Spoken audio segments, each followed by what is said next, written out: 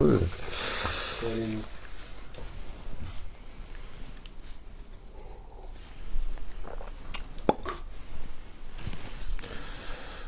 אשר בחר בנו מכל העמים ונתן לנו את תורתו. כן, תראה, שנזכה להגדיל תורה לדירה.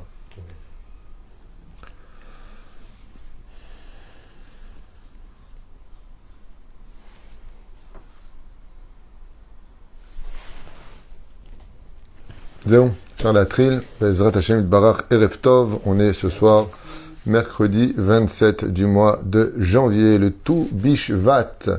Alors spécialement en l'honneur de Tu Bishvat, Bezrat Hashem, une histoire du Baal Shem Tov que vous pourrez raconter donc Motzei Shabbat. On le fait un peu à l'avance, d'habitude je le fais dimanche, mais on pourra peut-être en faire encore une autre dimanche si Dieu veut, puisque j'ai prévu de faire plein d'histoires pour réaviver la Neshama de chaque juif, car les Sipurim, les histoires de nos Rabbanim éveillent chez nous une grande joie, une grande simcha. Shiur acheté par Sarah Shemla. On avance dans la liste petit à petit, mais on y arrive. Dédié pour la Refoua Shelema de Borak ben Miriam, Itamar Nissim ben Sarah, Nissim ben Miriam, Esther bat Simcha, et pour la Parnassa de Sarah bat Esther, et Rotem Yossi ben Michel, Vekol Am Israël. Baruch Hu, Baruch Shemo, Refoua Shelema pour tous les malades d'Israël, Efrat bat Simcha. On rappellera en même temps, Bezrat Hashem, les Ilou Nishmat de Georges Eliou ben Simcha, Alice Mishpachat Ammar, Vechol Mete Israël, Bechol Atar, Ve'atar. Ok. Maintenant, on va raconter donc une histoire, on avait dit, du Baal Shem Tov, juste un instant.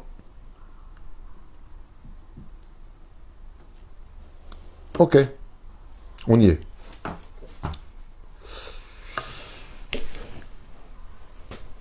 J'aime énormément les histoires sur la Chassidoute, mais pas même le Gaon de Vilna, les histoires qu'on entend aujourd'hui sur les Chachamim de Tunis, du Maroc, c'est magnifique, c'est vraiment splendide. Comme je dis souvent, essayez d'acheter des livres, vraiment c'est de très beaux cadeaux pour les anniversaires, des biographies sur nos sages, la vie du Or HaChaim HaKadosh, la vie de tous ces grands en Torah. Bon, les Ainara, c'est magnifique, la vie du Arizal, Rabbi Yehuda Anassir, Rabbi...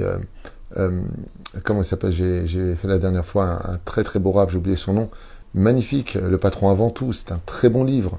Tous ces livres-là qui expliquent le chemin parcouru par des grands en Torah, Mazé, ça donne envie d'étudier la Torah, Mazé, ça calme l'âme, et puis en plus de ça, ce qu'il y a de merveilleux, c'est que c'est hyper intéressant.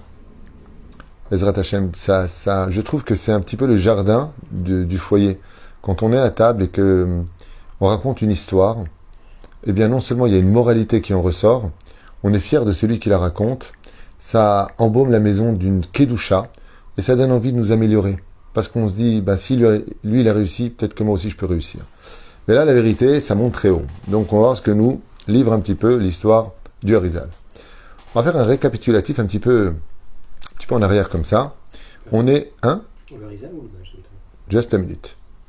On est à l'époque maintenant du Harizal. Je dis Harizal. Et c'est une histoire sur le Baal Shem Tov. Comme ça, vous avez toutes les données. Avec la patience, vous aurez les réponses. On est à l'époque du Harizal et à cette période, à Tzfat, vivait un homme. Donc il y avait d'abord beaucoup de tzadikim, comme vous le savez. Il y avait la Chevra Kedisha de Rabbi Yitzhak Luria, Zchuto Yagen al Kol Am Israël, Be'ezrat Hashem. Vivait un tzadik Nistar. Pourquoi c'était un tzadik Nistar? C'était un homme qui priait Shacharit, Mincha, Arvit. Il étudiait un peu la Torah. Un peu beaucoup, mais pas plus que cela. Mais il avait une particularité qui me rappelle d'ailleurs beaucoup mon beau-frère qui nous a quittés. C'était un homme humble et très simple. Il n'y avait pas de tralouit chez lui, il n'y avait pas de qu'est-ce qu'il voulait dire exactement. Il était clair dans sa façon de parler. C'était pas quelqu'un de malin, c'était quelqu'un de simple.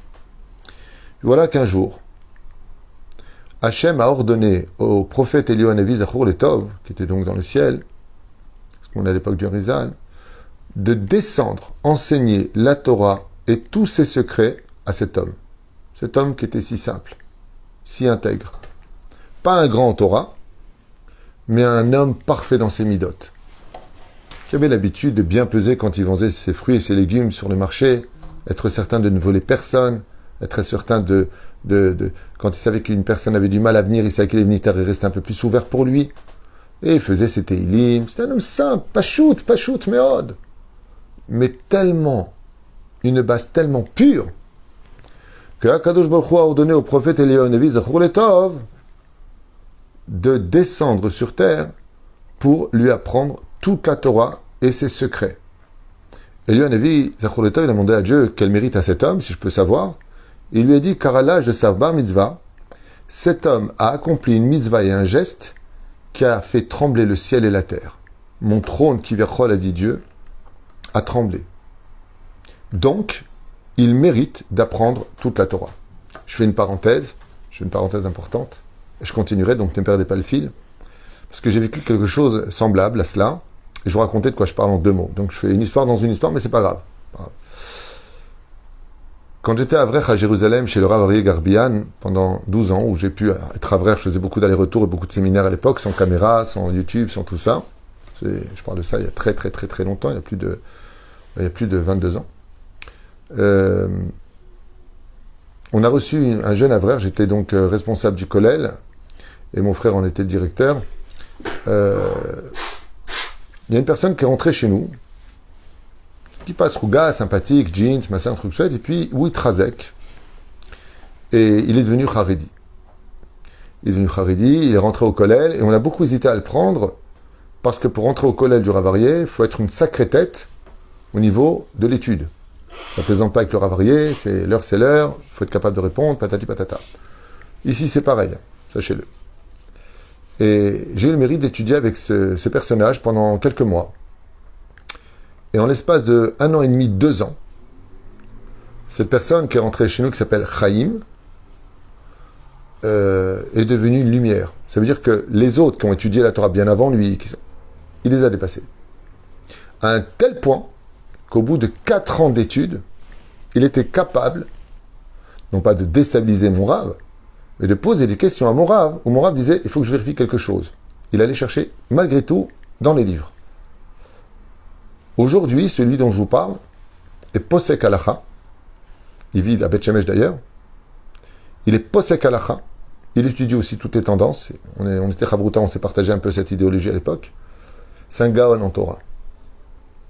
Et j'ai été un jour le voir, je lui ai dit, tu sais, on était en train d'étudier comme ça, et je l'ai arrêté en pleine étude, je lui ai dit, c'est vraiment parce que je connais ton père, je connais ta maman. Ils habitent Rehov Kachani, pas loin. Et j'ai pas compris quel mérite ils ont eu d'avoir un enfant comme toi. T'es tellement grand en Torah, ton esprit, il avale la Torah. Qu'est-ce qu'ils ont fait? Quand je parle avec ton père d'Alacha, il me dit, je sais pas, va voir mon fils.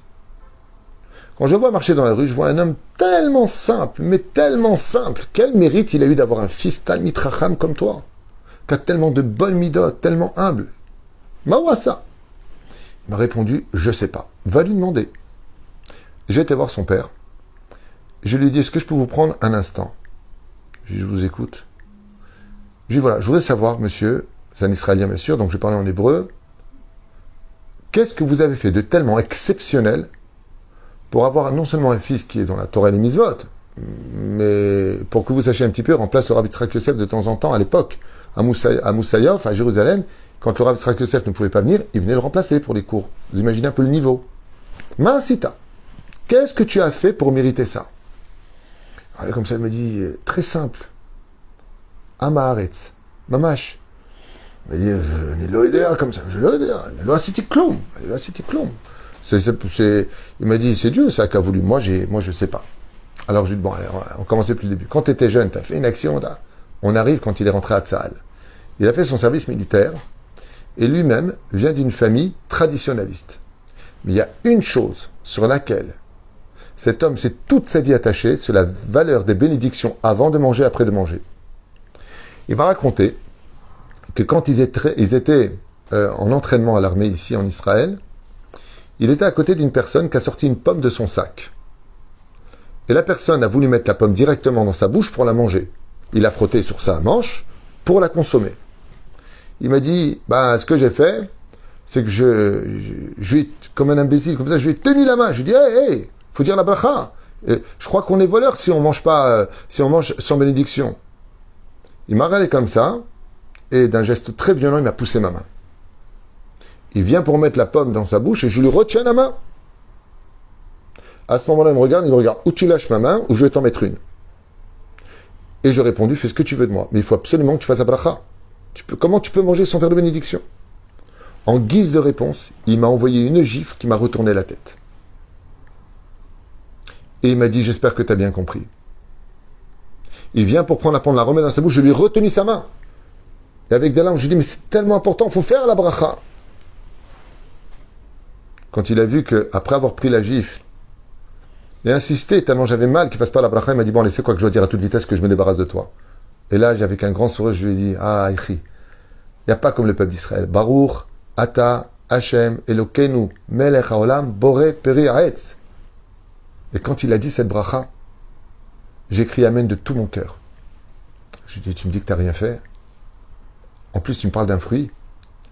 L'enfant est appelé le fruit de ses parents. Pribitner. Uzacha le ben talmid chacham vegadol batorah. C'est ce qu'on appelle le Misirut Nefesh. Alors maintenant, on reprend l'histoire. C'est ça, les Tunisiens, quand ils racontent un truc, ils se mêlent de tout. C'est mal à la saute. Elion Navi Zachor Letov arrive là-bas, il descend, il tape à la porte, et cet homme, dont le nom n'est pas marqué dans l'histoire, ouvre la porte comme ça, il voit vers 21h une personne, une figurine remplie de lumière comme ça devant lui, et lui dit, Areni Elion Navi Zachor Letov, je suis le prophète Eliaou. La Gemara nous dit, heureux Misha Hazapanav, heureux est celui qui a vu le visage, mais là lui carrément il le reçoit à la maison, lui il le reçoit à la maison. Bizarrement, le comportement de l'homme, normalement, tu vois, Léonavi, tu tombes par terre, tu t'évanouis, tu hurles, t'as peur. Et Léonavi, il est décédé depuis, enfin, il est décédé, il est monté au feu de corps et d'âme. Mais d'abord, devant toi, il te dit, en plus, je suis le lien de lui, tu vois une lumière qui sort de lui, tu dis, oh, on se calme. Tu me fends le cœur. C'est dangereux, quoi. Je veux dire, faut tenir. Cet homme-là, dans sa simplicité, qui estimait les gens les plus simples comme les gens les plus élevés dans les rangs sociaux, les plus riches, au même niveau que les plus pauvres de ce monde, lui dit, oh, quel mérite, Baruch Hashem, Baruch Haba, sans plus ni moins. Même Elion Navi Zachor Letov, il s'est étonné de la pashtout de cet homme. Il l'assoit, il vient pour lui servir à boire et à manger, Elion lui dit, non, moi je suis malach, je n'ai besoin ni de manger ni de boire. Il lui dit, alors qu'est-ce que je peux faire pour vous? Il lui dit, je suis venu t'apprendre la Torah. Il disait, il a fait Toda Rabba. Toda Rabba, comme je travaille beaucoup et que seulement le soir je peux un peu étudier, c'est un mérite pour moi d'avoir une chavruta comme vous. Et là, Elion Navi Zachor Letov lui dit, mais tu me demandes pas pourquoi tu as eu le mérite? Il dit, je sais pas. Moi, ce que je veux, c'est pas perdre de temps, puisque vous êtes venu maintenant. Bon ilma Torah. À l'occasion, je vous demanderai pourquoi. Il lui dit, non, parce que Dieu m'a dit que à l'âge de ta bar mitzvah, tu as fait quelque chose de tellement exceptionnel que tu méritais que je me dévoile à toi et que j'étudie la Torah avec toi, comme il le fera plus tard avec le Gaon de Vilna, le Baal Shem Tov et autres. Il lui dit, alors qu'est-ce que vous voulez, Eliyahu Navi? Il lui a dit, je veux que tu me dises ce que tu as fait. Et là, l'homme le regarde avec une grande simplicité dans les yeux et lui dit, je ne vous le dirai pas.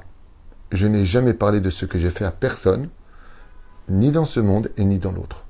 Ce que je fais moi, c'est que pour Dieu. Si Dieu veut vous le dévoiler, montez le voir, il vous le dévoilera.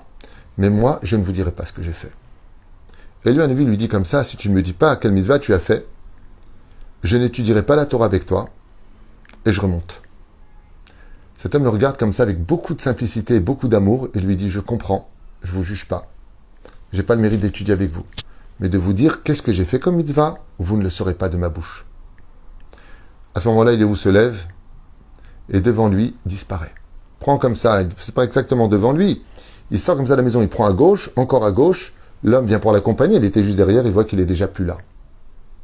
Le problème, c'est que quand Eliyahu Navi Zachor Letov est remonté devant le trône divin, Akadosh Baruch Hu, il l'a appelé, il lui a dit, ne t'ai-je pas dit de descendre apprendre la Torah à cet homme? Il lui a dit oui, mais il n'a pas voulu me dévoiler un secret. Il lui a dit, est-ce que moi je t'ai demandé de lui imposer des conditions? Je t'ordonne de descendre et de lui apprendre la Torah sans condition. Ainsi donc, Eliyahu Navi s'est exécuté et est descendu, se représentant devant cet homme si simple, et lui a appris toute la Torah. La Torah écrite comme la Torah orale, du pshat jusqu'au sod des racines. Ainsi cet homme, grâce à la présence d'Eliyahu Navi, grâce à sa bénédiction, grâce à ses enseignements, est devenu un des plus grands tzaddik nistar de l'époque du Harizal. Le Harizal avait énormément de respect pour lui. Seulement cet homme-là n'a jamais fait d'élève, ni jamais divulgué sa Torah, et encore moins enseigné sa Torah. Il était tellement humble, tellement inexistant à ses propres yeux, que toute la Torah qu'il a eue est restée prisonnier chez elle. Le jour du départ du Harizal, de la mort du Harizal, cet homme âgé de 36 ans a aussi, exactement le même jour de l'enterrement du Harizal, lui-même a été enterré. Il a quitté ce monde le même jour que le Harizal. Et là, je vous lis la suite. Quel rapport avec le Baal Shem Tov? Tout le monde se pose la question, quel rapport? Alors, écoutez bien la suite. Donc, j'avais noté cette histoire sur mon portable.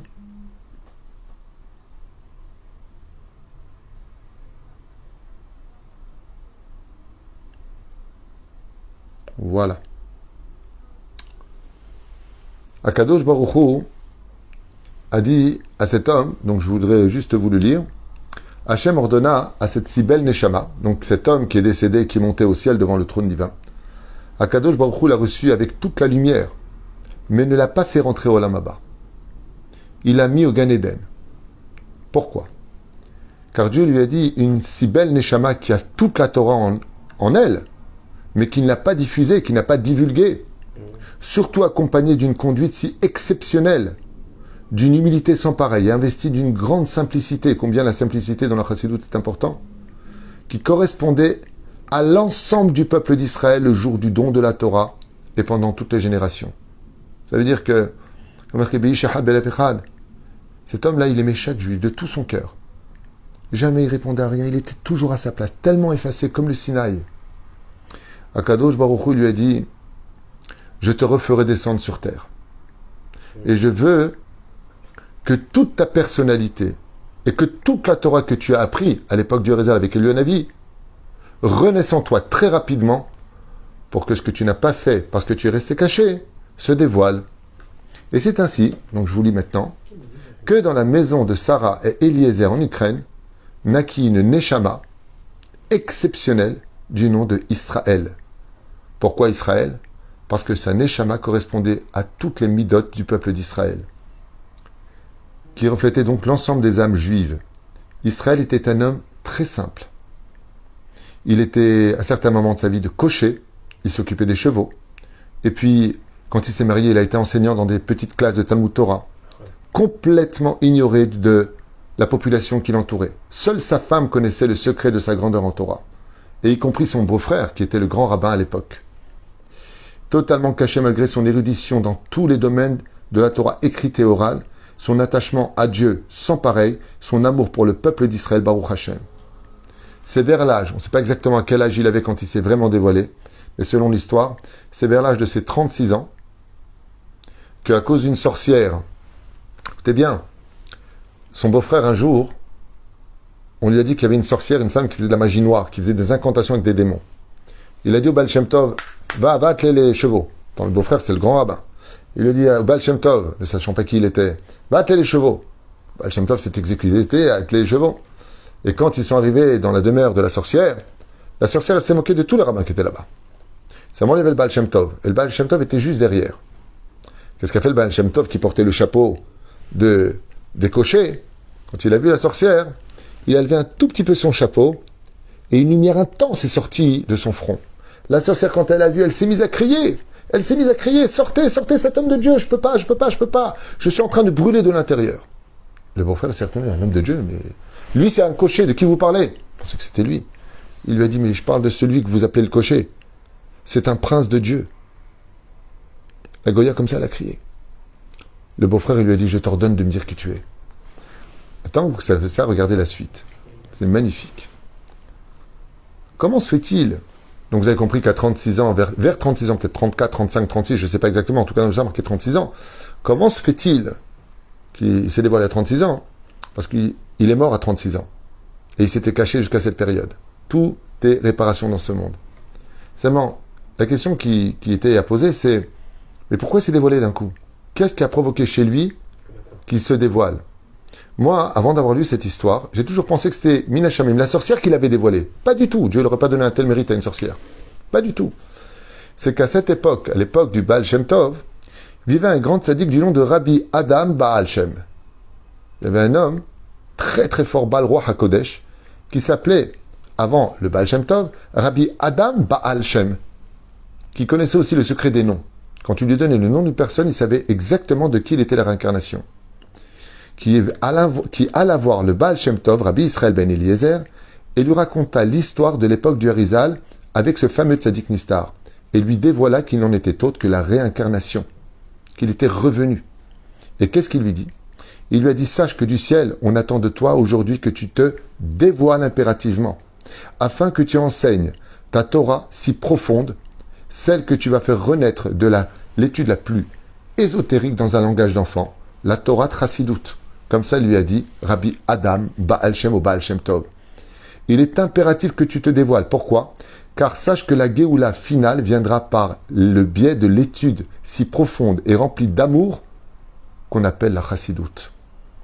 Alors dévoile-toi sans plus tarder en propageant ta Torah jusqu'à la venue du Melech HaMashiach.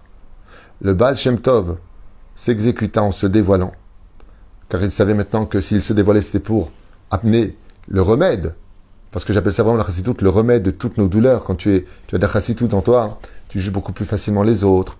Quand tu comprends pas une chose, tout est gamzoletova, on t'apprend à être beaucoup plus transparent, beaucoup plus humble. Le Baal Shem Tov se dévoila donc à son beau-frère par le biais de cette sorcière, ainsi de suite, puis au monde entier, Baruch Hashem, et surtout à son plus grand élève, qui créera ensuite toutes les chassidoutes, le Maguid de Mezrich, et tous les autres, donc ils créeront toutes les chassidoutes jusqu'à aujourd'hui, les Vijnis, les Breslev, Rabbi Nachman de Breslev, qui est un descendant, l'arrière-petit-fils du Baal Shem Tov, Rabbi Eliezer Milizantz et Rav Jouche, tous ces grands de la Torah, tous ces géants de la chassidoute, tous les Admour Rim que nous connaissons, tous les Admourim que nous avons, sont tous de la descendance et des élèves du Baal Shem Tov. Kachayamas. Et j'ai trouvé cette histoire fantastique parce que, d'abord, elle est très peu connue, mais surtout, elle nous dévoile combien, des fois dans la vie, les valeurs d'abord d'être quelqu'un de simple, pas compliqué, d'être quelqu'un de simple, facile à vivre. Qu'est-ce que c'est bon? D'avoir des gens qui ont des caractères bons à vivre, c'est la plus belle des choses qu'on puisse avoir à la maison. Les gens sont compliqués. Trouve comment leur parler, faire comme ça, élégant, cool. En plus, humble. Pourquoi humble? Parce que très érudit. Parce que si t'as pas tort en toi, le mec il dit, je suis très humble, j'ai rien à vendre. Tu peux pas, même si tu étais orgueilleux, vendre quelque chose. Et on voit que le Baal Shem Tov, en réalité, nous a été envoyé vraiment comme une neshama qui avait déjà tout acquis, qui devait réveiller. C'est pour ça qu'à l'âge de 5 ans, il avait déjà toute la Torah en lui, parce que sa réincarnation était présente. Alors vous allez dire, ouais, mais c'est pas juste. Alors, regarde Gilgul, il avait travaillé avant, et il méritait d'être cette lumière qui, Baruch Hashem, nous apporte tous les bonheurs dans nos cœurs. Et ce qui est de très important, c'est que Rabbi Adam Baal Shem lui a dit, sache que cette étude de la chassidoute, toutes les chassidoutes seront l'étude, et sera l'étude qui dévoilera le Melech HaMashiach. On comprend maintenant pourquoi Rabbi Nachman a demandé de diffuser toute sa Torah. On comprend pourquoi les Lubavitch ont demandé de diffuser toute leur Torah. On comprend pourquoi toutes ces chassidoutes sont très proches du peuple d'Israël, Baruch Hashem, et non pas ceux qui des fois donnent de mauvais exemples avec des petits groupes qui font des bêtises au style symbolique du peuple d'Israël. Quand vous voyez des religieux, dits religieux représentant le monde orthodoxe qui font vraiment des bêtises. Je ne parle pas de ce qu'ont fait les médias et les traduits qui ont été faits en envoyant des chilonim parmi eux, faisant croire que c'était eux qui ont fait les choses. Mais sachez une chose, quand vous voyez par exemple des Netoré Karta qui vont serrer la main à nos ennemis, quand vous voyez un monde religieux qui brûle le drapeau d'Israël, des groupes, Bessachakol, ne faites pas d'amalgame. Ne faites pas d'amalgame. C'est juste quelques personnes face à Baruch Hashem, énormément à côté de gens qui sont habillés pareil, mais qui ne pensent pas du tout comme eux et qui aiment chaque juif comme le Baal Shem Tov. Ce qui est Bezrat Hashem que cette histoire, vous pouvez la raconter ce soir, Motzei Shabbat ou à l'occasion, mais je la trouve tellement belle. Le mieux c'est de faire comme moi, je note un petit peu comme ça des bribes, et ensuite, Bezrat Hashem, on peut partager cette histoire qui ravive grandement la grandeur d'un homme à qui non seulement on peut tous ressembler, mais même dépasser, comme l'a dit Rabbi Nachman de Breslev, à l'âge de 6 ans. Waouh, c'est dur d'écrire ça. Rabbi Nachman, il a dit à l'âge de 6 ans, j'ai déjà atteint le niveau du Baal Shem Tov. Waouh. Pourquoi il écrit? C'est orgueilleux d'écrire une chose pareille. Non. Ce qu'a voulu dire Rabbi Nachman de Breslev, c'est que le Baal Shem Tov nous a montré le chemin à suivre, mais il t'a pas dit de pas le dépasser. La génération du Mashiach, ce qu'on est en train de vivre aujourd'hui avec tout le monde moderne, cette haine, cette situation, ouais, un tout petit peu de nous fait beaucoup plus qu'à leur époque. Juste un peu plus d'effort, de gentillesse, de simplicité, d'humilité. Et vous verrez que nous aussi, Bezrat Hashem, on pourra tous devenir demain des Baal Shem Tov. Shiniske lagdil Torah ladira, vetichye Torato shel Baal Shem Tov, at yemot hamashiach bimher abiyamenu amen ve'amen. Comme on l'a dit ici, juste un instant, tellement de choses ici, alors c'est là. Le shiur était donc